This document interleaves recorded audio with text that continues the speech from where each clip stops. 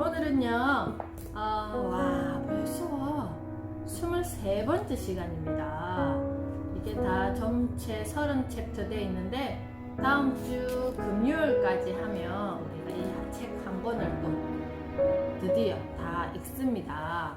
뭐 책 한 권 읽는 거는 뭐 하루만 해도 다 읽을 수 있겠지만, 우리가 매일매일 이렇게 만나면서 한다는 데 의미가 있지 않겠어요? 그래서 오늘도 23번째 시간, 오늘은 우리 아이의 창의력을 높이는 엄마의 말 습관 세 번째 시간입니다. 아이의 걱정과 두려움을 인정하고 격려하자. 자, 이 부분은요, 구체적으로 어떻게 해야 되는지 궁금하시면요, 이번 주, 지난주, 그리고 저번주, 지난주, 지지난주 금쪽같은 내 새끼, 요즘 육아 금쪽같은 내 새끼 편을 보시면 좋은 사례를 보실 수 있을 것입니다. 그래서 한번 시간이 되시고 보실 수 있으신 분은 꼭 한번 봐주셨으면 좋겠습니다. 자, 아이의 걱정과 두려움을 인정하고 격려하자. 첫 번째 이야기, 한 소리는 해보지도 않고 이거 못해요 하며 새로운 시도를 두려워하는 아이다. 유치원에서 요리를 하던 날이었다. 플라스틱 칼로 사과를 자르는데 한소리가 선생님에게 다가와 아주 작은 목소리로 말했다.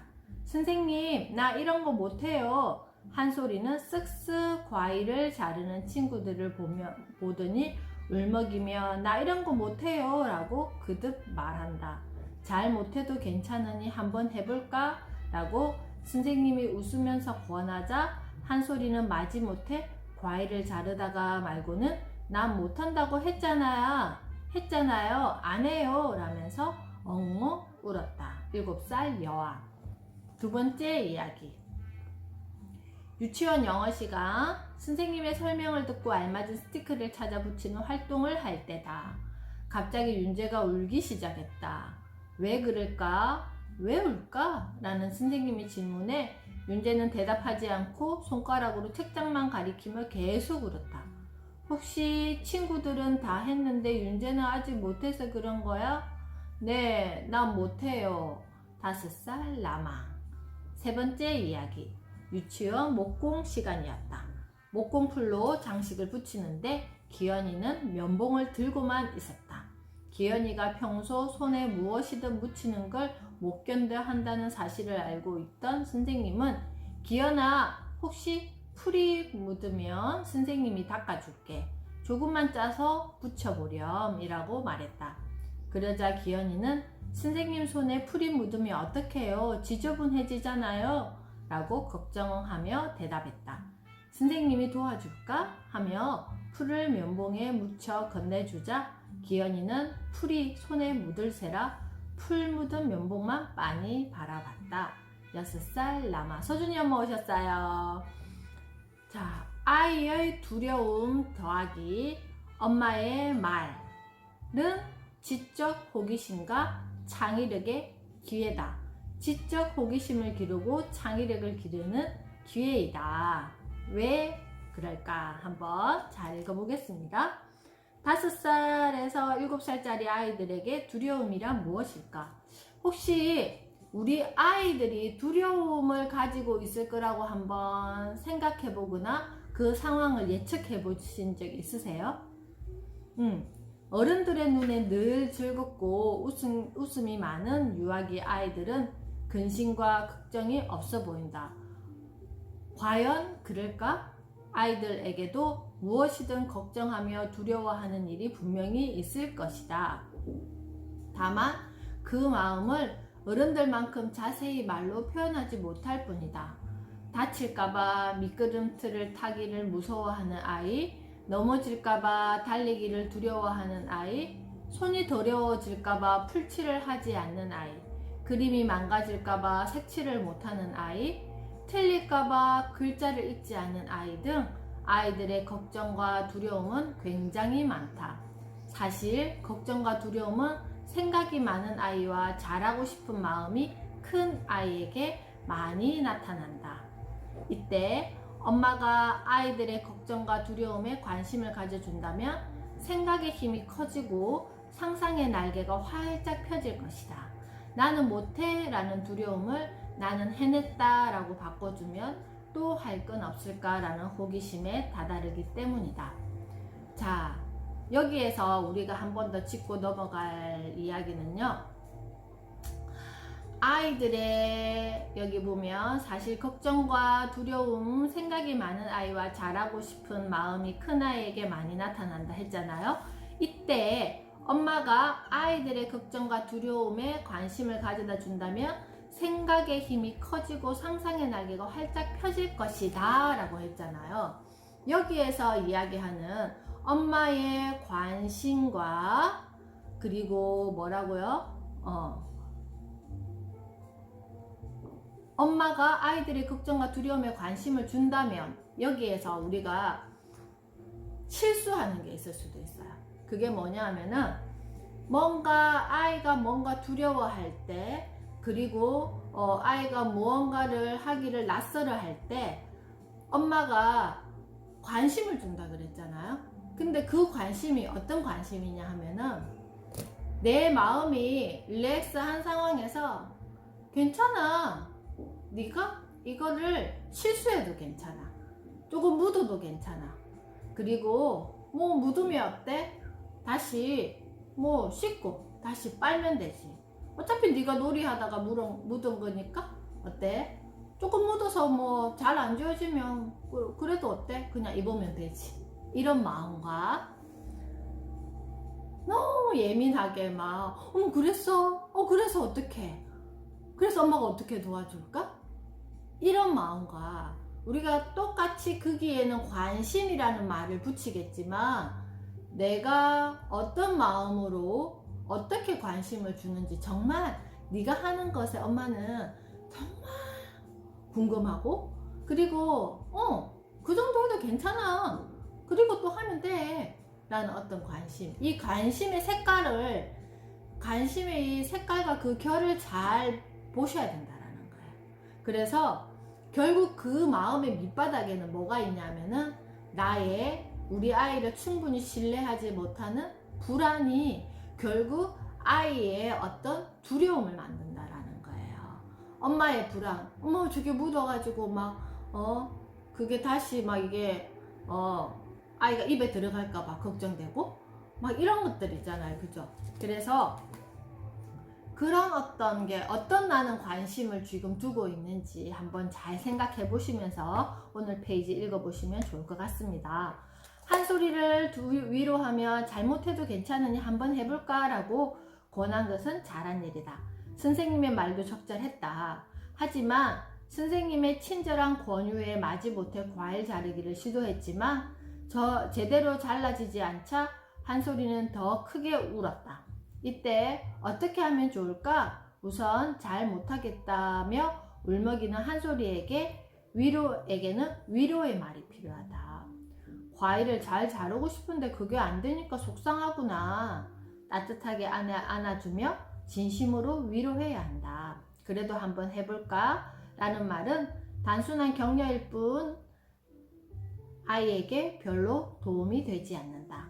격려를 받는다고 해서 조금 전에 못했던 것을 순식간에 할 리가 없고 아이에게 잘 못한다는 두려움은 여전히 남아있다. 만약 아이가 꼭 해야 하는 것이라면 엄마가 도와줄까? 선생님이 도와줄까? 라고 물어본다. 아이가 결정하게 하되 꼭 해야 하고 할 수 있는 일이라면 아이가 망설이더라도 하게끔 유도하는 말이 필요하다. 엄마랑 함께 해볼까? 그런 후에 아이와 함께 과일 자르기를 하는 것이다.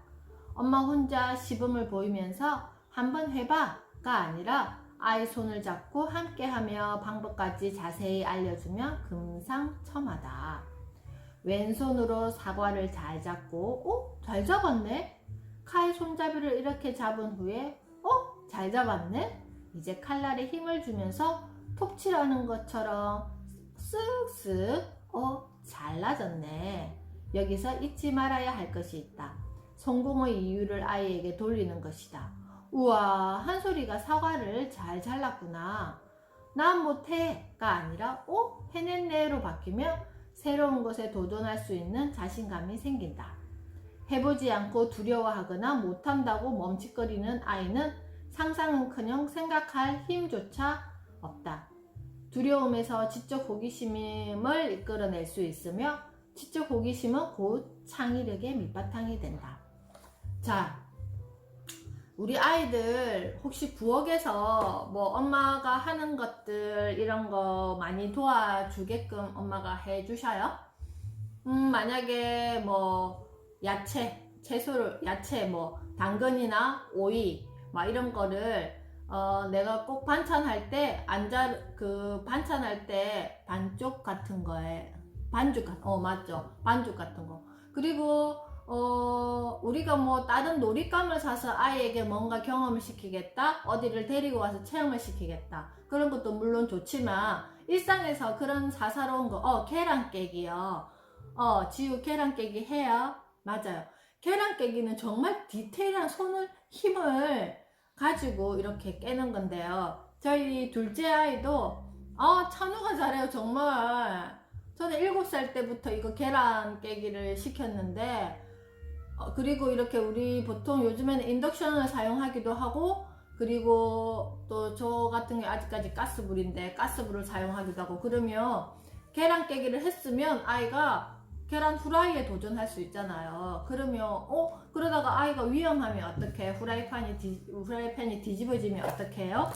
자, 그럴 때 방금 여기에서처럼, 자, 후라이팬이 움직이지 않으려면 어떻게 해야 돼요?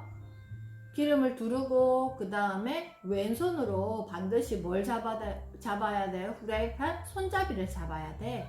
그 이유는 네가 이렇게 하다가 후라이팬이 이렇게 움직일 수가 있어 라고 구체적으로 어떻게 한다? 아이에게 알려주셔야 돼요.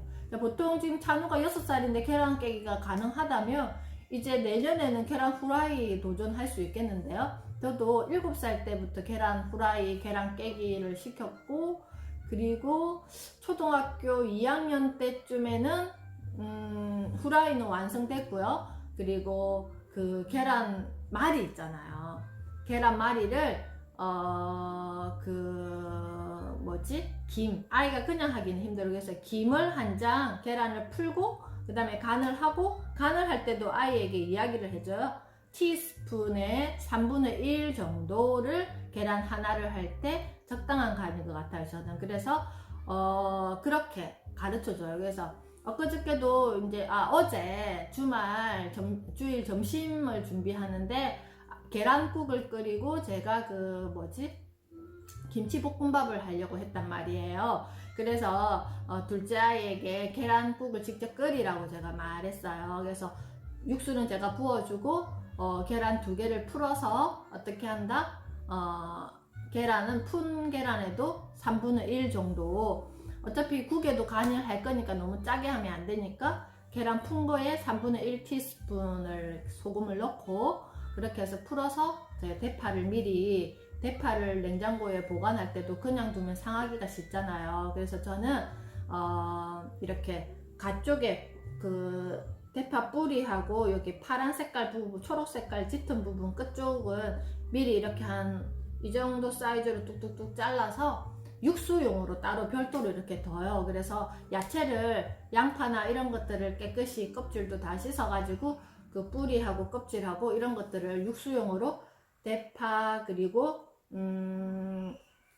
양파, 그리고 멸치 한 주먹 해가지고 미리 이렇게 육수 한 번 끓일 분량을 이렇게 미리 봉지 이렇게 넣어 놓고, 나머지 대파는 어때요? 이렇게 그냥 쭉쭉쭉 이렇게 먹기 좋게 이렇게 썰어서 지퍼백에 조금씩 소분해서 바로바로 요리할 때 넣을 수 있게 그렇게 냉동 보관을 해 놓는단 말이에요. 그래서 지퍼백을 종류별로 다 있어요. 이렇게 당근도 이렇게 썰어서 지퍼백에 넣어 놓고, 잠파도 썰어, 그러면 요리하기가 쉽잖아요. 그래서 아이에게 계란을 풀어서 3분의 1 소금 티스푼 같이 섞어서 거기다가 이렇게 휘휘 저어서 대파를 토핑해라 라고 이렇게 이야기를 했단 말이에요. 그래서 계란국은 아이가 끓이고, 이런 것처럼 구체적으로 아이에게 어떻게 하는 방법을 알려주는 거예요. 그러면 초등학교 1학년, 2학년쯤 되면 아이가 요리책, 엄마가 우리가 요리를 저도 잘 못한단 말이에요. 그러니까 요리책이 집에 많이 있어요. 그래서 요리책을 가지고 아이가 직접 내가 할 수 있는 요리를 해봐. 그래서 제가 집밥 백선생 그 책을 샀더니 아이가 맨 처음에 했던 요리가 그 계란찜 있잖아요. 계란 요리를 아이들이 좋아하니까 계란찜을 이렇게 직접 그 계량된 어떤 그 분량을 가지고 했어요. 그래서 이런 것들 일상에서 아이에게 많은 것들을 경험시켜주면 보세요. 오이를 하나 쓰는데 내가 그걸 굳이 요리를 하지 않더라도 아이가 직접 할 수 있는 기회를 준단 말이에요. 그러면 우리 그 케이크 빵칼 있잖아요. 빵칼을 놔두고 그 오이를 미리 이야기하는 거예요. 어떻게 우리가 0.5cm 정도 하면 아이가 할 수 있을까요? 그 정도 두께로 한번 썰어봐. 엄마 0.5cm가 얼만큼이야? 그럼 자를 가지고 와가지고 이 정도 아니면 엄마가 샘플링으로 한 2개 정도 이렇게 잘라주는 거예요. 그래서 제가 명절 때 제가 음식 담당이 뭐냐 하면은 나물하고 그리고 소고기 그 주물럭하고 그리고 과일이 제 담당이란 말이에요. 그래서 그 호박이나 오이나 그리고 이런 것들은 우리 둘째 아이가 잘 썰어줘요. 어떻게 하냐, 오이는 이렇게 반을 갈라서 씻어서 반을 갈라서 그 커피 티 스푼으로 쭉쭉 씨를 발라내고 반달 모양으로 이렇게 쓴단 말이에요. 그거를 제가 가르쳐 줬어요. 호박도 마찬가지. 호박은 조금 더 씨 부위가 더 두꺼우니까 밥 숟가락으로 이렇게 씨를 발라내고 또 이렇게 반달 모양으로 쓸고 그런 것들은 아이가 저한테 도와줘요. 그래서 그런 어떤 것들을 보세요. 제가 이야기했잖아요. 0.5cm 정도의 두께를 이렇게 자른다. 그럼 자를 때는 칼질할 때 알죠? 그냥 이렇게 하면 손가락 다치잖아요. 그럼 어떻게 해야 돼요? 이렇게 해서 이렇게 쓸 수 있게 아이에게 가르쳐 준단 말이에요. 이런 것들이 일상에서 뭐 몇 학년 때부터 칼질하는 거 배워주세요. 뭐 몇 살부터 계란 깨기 할 수 있어요? 몇 살부터 뭐 계란 후라이 할 수 있어요? 몇 살부터 라면 끓일 수 있어요? 자, 그런 거 없어요. 평소에 아이들에게 내 일상 속에 아이랑 같이 이렇게 들어오면 몇 살이 아니라 소근육, 대근육이 충분히 발달된 아이들, 그리고 우리가 매주 되돌림 놀이감 수업할 때도 눈과 손의 협연 능력을 기른다라고 항상 이야기하잖아요. 그런 것들이 충분히 발달된 아이들은 빨리 그런 걸 할 수 있어요. 그리고 일상에서 그런 것들을 한 아이들이 나중에 우리가 수학적 사고 능력도 기를 것이며 과학적 사고 능력도 발달될 것이며 언어적 사고 능력도 발달돼요. 그래서 이런 것들이 아이의 어떤 문제 상황이 아니라 결국은 엄마가 아이에게 그 상황을 처음에는 아무것도 아닌 것들을 문제 상황으로 만든다라는 거예요. 그래서 엄마의 말의 힘이 얼마나 큰지, 그게 어떻게 하면 문제 상황이 되고 이렇게 이야기하면 창의력이 된다라는 거예요. 창의력이 키워진다라는 거예요. 어떻게 하지? 234페이지입니다. 어떻게 하지가 창의력의 원천이 되려면 주변 상황을 탐색하고 여러 가지 일을 시도하면서 어떻게 하면 더 좋을까를 생각하는 것이 창의력의 원천이다. 뭔가 더디다고 자꾸자꾸 엄마가 해주면 어때요? 어떻게 하지를 생각할 시간이 없단 말이에요. 시도하지 않는 아이는 무엇이 필요한지, 더 나은 것이 무엇일지 생각조차 하지 않는다. 아침에 제가 촬영할 때 제 뒤에 7살 여자친구가 1명 타고 그 옆에 3살 여자친구가 2명이 이렇게 고정석으로 타는데 막 이제 3살 친구가 말문이 튀려고 막 옹알이를 엄청 많이 해요. 그래서 제가 항상 그래요. 이게 신호등에 딱 들리면 누구가 지금 신호등이 빨간불이야. 그래서 이제 그 신호등이 초록불이 바뀌면 선생님에게 이야기해줘. 그러면 선생님이 부릉하고 차가 출발할게 라고 아이에게 이야기해줘요. 그러면 아이가 알아들었다는 듯이 뭔가 또 옹알옹알 이야기를 해준단 말이에요. 그리고 아침에 차 타기 힘들어 하니까 뭔가 저가 이렇게 메시지를 주기를, 누구 자리 어디야? 누구 자리에 올라와봐. 아, 언니 옆자리가 누구 자리구나. 그러면 앉아서 어떻게 할까? 와, 안전벨트 딸깍 소리 어떻게 나는가 선생님 한번 들어볼게. 뭔가 실명제, 내 자리. 아, 여기는 내 자리구나. 그래서 내가 올라와서 내가 여기 자리에 앉는구나 라는 걸 아이가 인식하기 쉽게. 근데 이게 다 언어적인 상호작용을 하고 있다라는 거예요. 그래서 그런 면에서 아이가 많은 일을 시도하게 하는 것은 창의력을 길러주게 하는 방법이다. 뭔가 하게끔 하는 것도 중요하지만 많이 다양한 언어를 듣게끔 하는 것도 중요하다라는 것을 말씀드리는 것입니다. 엄마는 아이의 창의력을 길러주기 위해 아이가 갖고 있는 걱정과 두려움을 알아주고 극복할 수 있게 도와줘야 한다. 그리고 막 영화반 친구들이 한 번씩 떼쓰고 울고 차량을 탈 때가 있어요. 그러면 뭔가가 우리가 함께 무언가를 하자라는 의미로 제가 누구 언니야 데리러 갈까 하면서 너랑 선생님이 운전은 선생님이 하고 있지만 너도 함께 우리가 그 언니야나 아니면 친구나 동생을 함께 데리러 가고 있어 라는 의미로 제가 이렇게 이야기를 해요. 그러면 어쩔 때는 그 말을 듣고 또 이렇게 울음을 그치기도 하고 꼭 울음을 그치지 않더라도 뭔가 선생님은 꼭 너가 필요해. 그래서 너랑 함께 이렇게 가는 거야 라는 메시지를 아이에게 이렇게 전해주는 겁니다. 아이가 할 수 없어, 못하면 어떡하지? 예전에도 못했잖아 등의 마음을 걷어낼 수 있도록 기꺼이 도와야 한다. 못하긴 뭘 못해? 무섭긴 뭐가 무서워? 아니야, 틀렸잖아. 그렇게 하는 게 아니잖아 라는 말 대신 엄마의 다른 말이 필요하다. 이렇게 하면 되네. 무서운 게 아니었잖아. 다른 것도 해볼까? 재미있네. 또 다른 방법이 없을까? 제가 이 두려운 거에 대해서 크게 경험해보지 않았고 그게 어떤 마음일까 잘 몰랐는데 올여름에 그걸 제가 알게 됐어요.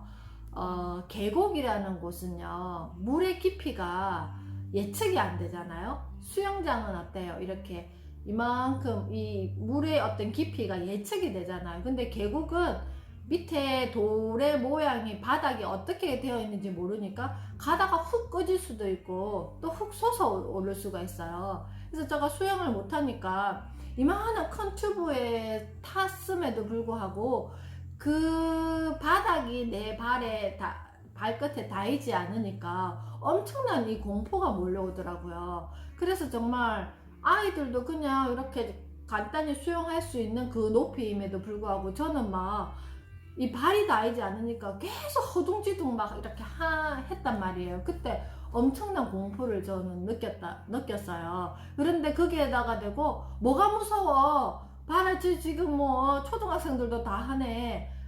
빨리 튜브 빼고 네가 한번 해봐라고 누군가가 저에게 이야기를 했더라면 제가 다시는 그 물속에 들어가고 싶지 않을 거란 말이에요.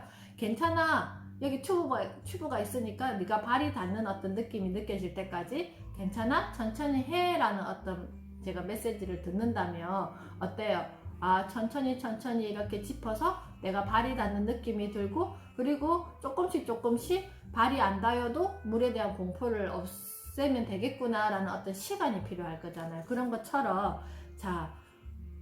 나의 어떤 느낌과 그 아이가 느끼는 느낌이 다르다라는 거예요. 대부분의 걱정과 두려움은 시간이 지나면 조금씩 나아지지만 새로운 일을 시도하거나 잘하지 못할 것 같은 두려움은 쉽게 개선되지 않는다. 엄마는 그 순간 아이에게 손을 내밀어야 한다.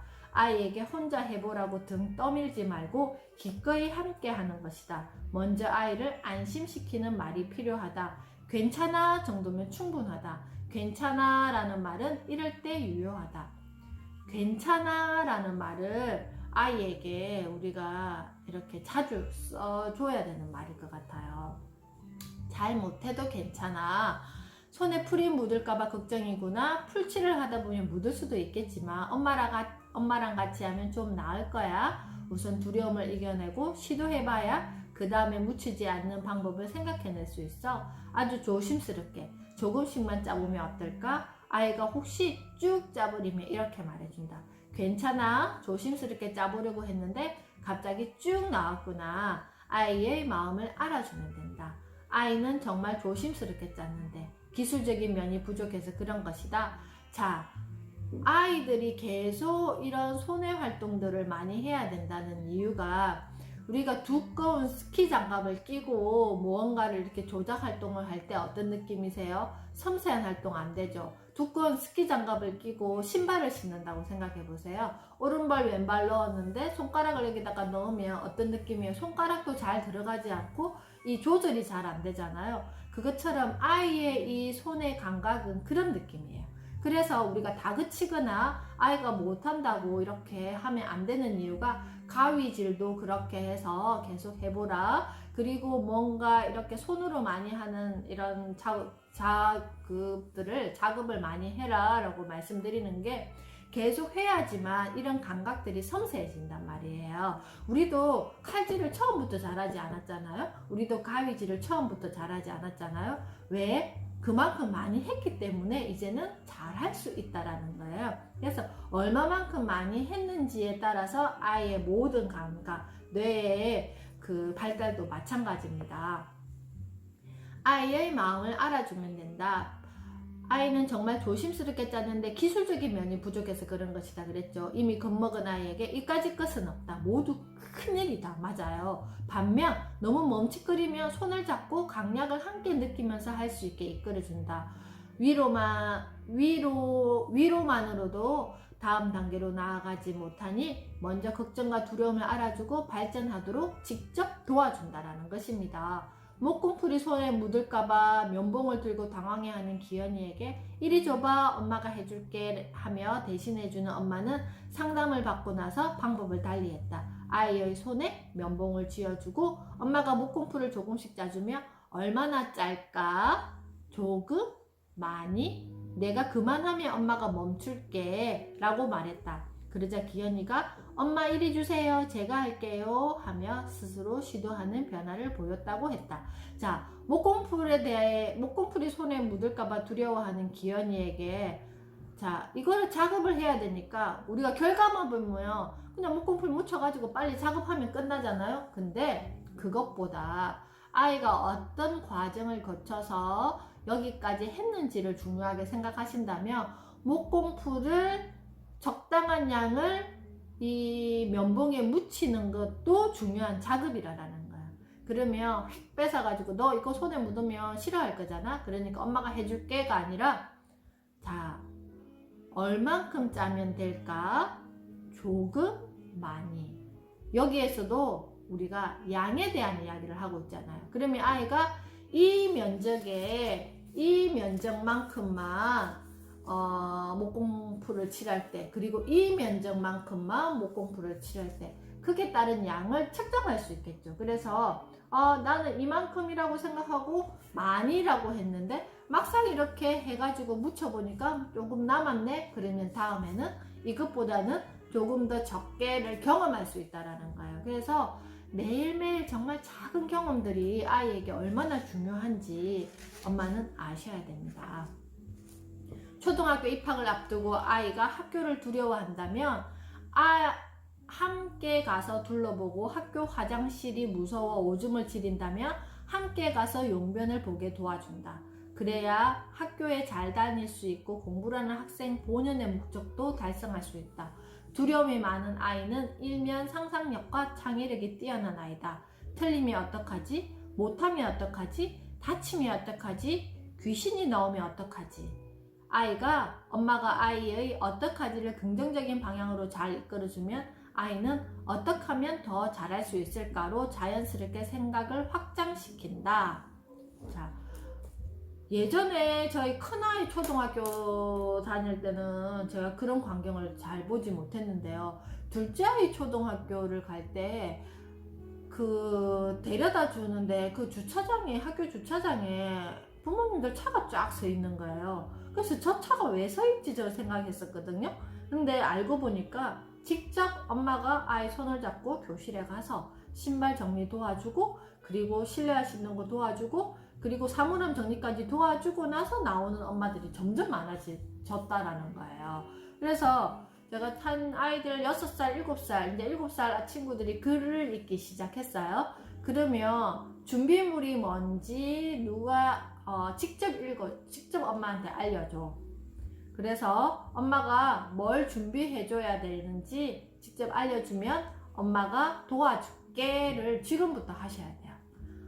뭐 먼저 하고 계셨던 분은 7살 친구들 먼저 하고 계셨던 분은 괜찮지만 아직 나는 그렇게 하지 못했어요 라고 하면 지금부터라도 그렇게 해야지. 알림장이 요즘에는 카카오 SNS로 이렇게 알림장 톡이 와요. 그렇지만 그것조차도 엄마가 알지만 아이가 직접 알림장을 엄마에게 알려주고 엄마가 뭘 직접 준비해줘. 그래서 저는 초등학교 아이가 들어가고 나서 알림장을 제가 직접 한 번도 보지 않았어요. 왜냐하면 아이가 필요한 준비물 사야 되는 게 있으면 저한테 따로 이렇게 포스트잇이나 이런 데 메모를 해가지고 저한테 줬어요. 그래서 그런 어떤 것들 학교의 일상은 너가 주인이야. 근데 엄마의 도움이 필요하면 어떻게 네가 직접 엄마에게 뭐 해달라? 메시지를 전달해달라 라고 아이에게 이야기했어요. 그게 언제부터였냐면 유치원 6세, 7세 정도 되면 뭔가 주말에 해야 되는 것들 우리가 엄마 아빠와 함께 해주세요 이 란을 아이가 직접 한번 읽어보게. 6세, 5세, 6세 친구들은 엄마랑 아빠랑 같이 읽어보는 거 좋고요. 그리고 어느 정도 글자를 읽는 친구들은 이 메시지는 네가 직접 엄마 아빠에게 알려줘 하면 아이가 주체가 된다라는 거예요. 거기에서부터 아이가 어떻게 한다? 자기가 주인이 되어서 자기의 생활을 리드해 나간다. 우리가 리더십이 있는 아이 원하지 않아요? 이런 아이는 의외로 도전을 많이 한다. 맞죠? 걱정과 두려움을 있는 그대로 인정하고 하나하나 극복해 발전시키면 그 자리에 자신감이 채워지고 이것을 바탕으로 새로운 시도와 궁리가 생겨난다. 그러므로 엄마는 걱정과 두려움에서 시작되는 시도와 궁리가 창의력의 원천임을 깨닫고 아이를 격려하며 기꺼이 시도하게 하는 말을 해야 한다. 틀릴까봐 걱정이구나. 하지만 방법은 여러 가지야. 틀린 게 아니라 다른 것일 수도 있어. 엄마랑 함께 해보는 건 어때? 자, 우리가 이런 것들을 이렇게 읽어보니까 어때요? 매일매일 정말 아이의 어떤 일상들 정말 하나도 허투루 우리가 버릴 게 없구나 느껴지지 않으세요? 그러려면 정말 내가 뭔가를 아이를 위해서 원하는 것을 하는 게 아니라 아이가 지금 무엇을 하고 싶어하고 뭘 힘들어하고 무엇을 어떻게 내가 도와주면 되는가에 대해서 초점을 더 맞추면 된다는 거예요. 그러려면 우리가 아이를 잘 관찰해야 되는 거예요. 그래서 제가 아까 서두에 제 일기장 말씀드렸죠. 제가 2006년도부터 일기장을 썼는데 이게 2009년에서 2010년도에 있어요. 이건 6번째 일기장입니다 라고 되어 있고요. 제가 20살 때 아이의 모습을 상상하면서 한번 이렇게 해보세요 했는데 여기 제가 예, 2002년도부터 저의 모습 변천사를 이렇게 쭉 붙여놨네요. 아, 나도 이렇게 30대가 있었어요. 그리고 여기 일기장에는 뭐가 있냐면은 자, 이거예요. 제가 오늘 이야기해드리고 싶었던 게 지금 당장 내가 우리 아이에 대해서 막 이렇게 연연해 하지 말자를 한번 쭉 적어보세요. 보세요. 지금 여기는 2009년이 스타트 되어 있죠. 근데 쭉 되어가지고 2030년까지 이 노트에는 2030년까지 허락이 돼서 제가 이렇게 한번 쭉 적었어요. 그 다음에 뭘 적었냐면은 제 나이를 여기 옆에다가 이렇게 쭉 적었어요. 그리고 첫째 아이 나이를 여기다가 그때 11살이었네요. 이렇게 쭉 적고 지금 아이가 22살이니까 지금 2020년이잖아요. 그리고 둘째 아이는 15살 이렇게 되었습니다. 왜 이걸 이렇게 정리하면요. 그런 거 있어요. 제가 너무 30대에는 육아가 너무 힘든 거예요. 일도 해야 되지. 그리고 저는 시부모님들과 같이 살았잖아요. 그래서 여기에서 정말 내가 벗어날 수 있을까라는 막연한 육아도 힘들고 정말 이때 우리 아이 큰아이 때문에 제가 너무 힘들었던 초등학교 4학년 때였는데 너무 힘들었단 말이에요. 그래서 좀 이렇게 세월이 빨리 갔으면 좋겠다라는 거를 어떤 그런 언제쯤 이게 세월이 지나갈까라는 그런 마음도 솔직히 있었어요. 그래서 이렇게 쭉 이렇게 적어 보니까 어머나 세상에 내가 2030년까지 적었는데 제가 지금 59세 2030년이 되면 10년 뒤에는 제가 나이가 이제 59이런 되는 나이인데 결국 내가 아무리 오늘 하루를 아웅다웅 살아도 내 인생은 이 A4 한 장에 다 들어갈 수도 있겠구나. 내가 이게 좀 이렇게 좀 널널하게 적어서 그렇지 이걸 빽빽하게 적으면 내가 몇 세까지 살지 모르겠지만 한 80세까지 산다고 치고 한 좀 더 써서 90세까지 산다고 치고 이렇게 다 쓸 수 있지 않아요? 결국 내 어떤 인생은 종이 한 장에 다 적어지는구나. 그 중에 2020년 이 한 줄에 2020년이 다 들어가잖아요. 그 중에 하나의 점이 나의 오늘 하루구나. 뭐 그렇게 막 그렇게 내가 막 연연하게 생각하고 막 이렇게 애터지게 생각하지 말자 하면서 이렇게 장기 플랜을 이렇게 적어가면서 이런 것들을 제가 자주 적었던 것 같아요. 그리고 제가 지난번에 이야기했죠. 아이에 대해서 고민하는 거를 까만 색깔 이렇게 적었잖아요. 진영이는 보면 집중력이 떨어지는 편이고 문자 이해력이 낮고, 세린이는 문장 구사 능력이 뛰어나고 노래를 즐겨 부르고 물감놀이를 좋아하고 책 보기를 즐겨하고 기억력이 좋고 소근육이 발달돼서 가위질, 종이접기, 색칠하기. 우리 둘째 아이에게 제가 콩깍지가 씌었나봐요. 둘째 아이가 잘하는 건 이렇게 막 주저주저 적어놓고 막 그러다가 제가 아이 걱정되는 것, 이 큰아이 걱정되는 걸 여기다 적어놓고 아니지 내가 다르게 생각해야지 하고 이게 빨간색으로 했잖아요. 그러면 억지로 찾아보자, 우리 큰아이가 잘하는 게 있어 하면서 깔끔한 성격, 정말 우리 큰아이는 가방 정리, 학교 사물함 정리 이런 것들 제가 정말 손을 하나도 안 댔단 말이에요. 자기가 다 했어요. 그래서 중학교 때부터 자기 옷 빨래는 자기가 직접 다 했어요. 제가 한 번도 지금까지 세탁기를 돌려줘 본 적이 없습니다.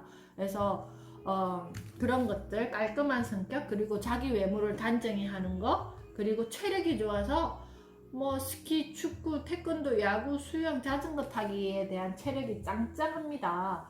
그래서 이런 것들을 내가 아이에게 많이 피드백 해줘야 되겠구나 라고 계속 다짐했던 것 같아요.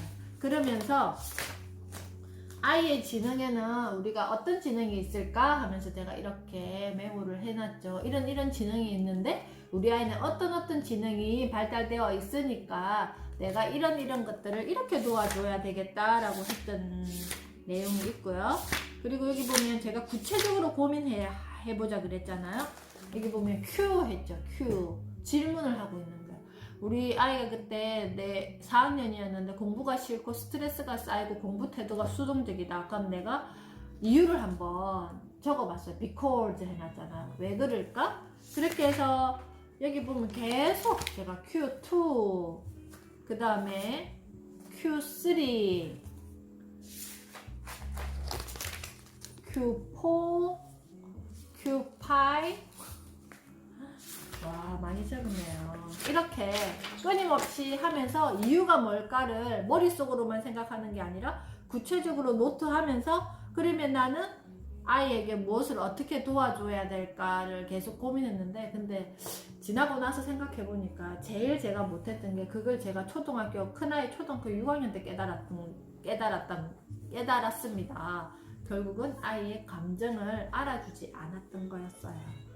그것만 알아줬더라면 우리 아이가 이렇게 저도 힘들어하지 않았을 텐데 너무 늦게 알았죠. 우리 엄마들은 너무 늦게 알지 말고 지금부터 꼭 그걸 아시고 시행착오를 조금 덜 겪으셨으면 좋겠습니다.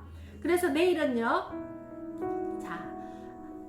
창의력 키우는 말습관, 아이가 흥미있어 하는 것을 지지하자 라는 편으로 또 내일 이 시간에 만나 뵙도록 하겠습니다. 오늘도 수고하셨습니다.